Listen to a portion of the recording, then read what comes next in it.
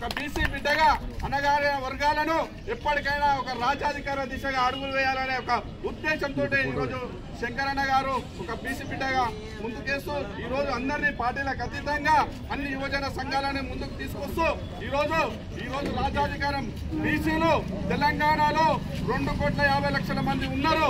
విద్యా ఉద్యోగ ఆర్థిక సామాజిక రాజకీయంగా వెనుకబాటుతనమే అవుతున్నాయి. ఓట్లు బీసీలు అవుతున్నాయి, సీట్లు నాయకులు అవుతున్నాయి. ఇక్కడైనా కళ్ళు తెరిచి మన యొక్క రిజర్వేషన్లు మన హక్కులను మనం సాధించుకున్న రోజే మనం రాజ్యాధికార దిశగా అడుగులు వేస్తాం. కాబట్టి ఈ యొక్క బంధుని ఈరోజు కేంద్రము ముసలి కన్నీరు కారుస్తుంది బీసీల పైన. ఇది వాస్తవమే. ఎందుకంటే కేంద్రంలో ఉన్న ఇక్కడ బీసీ నాయకులు బీసీ మంత్రులకు నేను ఒక చెంపపెట్టుగా చెప్తున్నా, మీరందరూ రాసుకోవాల్సిందే. ఎందుకంటే ఈరోజు రాష్ట్రంలో రేవంత్ అన్న గారి ప్రభుత్వంలో కూడా బీసీలు 42 రిజర్వేషన్ శాతం దాన్ని అమలు చేయడం దిశగా వెళ్తున్నప్పుడు ఈరోజు ప్రజలందరూ చదువుకున్న యువత కూడా గుర్తిస్తున్నారు. ఎందుకంటే ఈ యొక్క రిజర్వేషన్ ఆమోదం తెలపాల్సింది ఎవరంటే ఇక్కడ గవర్నర్ తెలిపిన అక్కడ కేంద్ర ప్రభుత్వం తెలపాలి. ఇది అందరికి తెలిసిన విషయమే, ప్రతి ఒక్క చదువుకున్న పిల్లోడికి తెలుసు.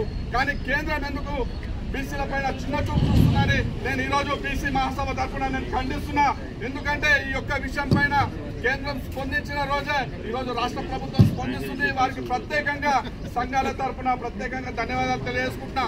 ఎందుకంటే ఈరోజు కేంద్రము ఒక మొండి వైఖరి చూపిస్తుంది. ఈరోజు మన ఆర్ కృష్ణన్న గారు కానీ మిగతా బీసీ సంఘాలందరికీ కూడా నేను చెప్తున్నా, మీరందరినీ బీసీలను ఒక రాజకీయ ఓటు బ్యాంకుగా కాకుండా బీసీల యొక్క హక్కులను రాజ్యాధికార దిశగా అడుగులు వేసిన రోజే బీసీల యొక్క కష్ట నష్టాలను మీరు తెలుసుకుంటారు. కాబట్టి ఇక్కడైనా బీసీల పైన ముసలి కన్నీరు కార్చేది ఆపేసి బీసీలకు న్యాయం చేసిన రోజే బీసీలందరూ ఈరోజు ఈ చిన్న బంధుతోటే కాదు, రేపు తెలంగాణ రాష్ట్రంలో 2,50,00,000 జనాభా ఉన్న బీసీలందరూ రోడ్డుపైకి వచ్చి ధర్నా చేస్తే ఎలా ఉంటుందో అని త్వరలో మేము అందరం చూపిస్తాము.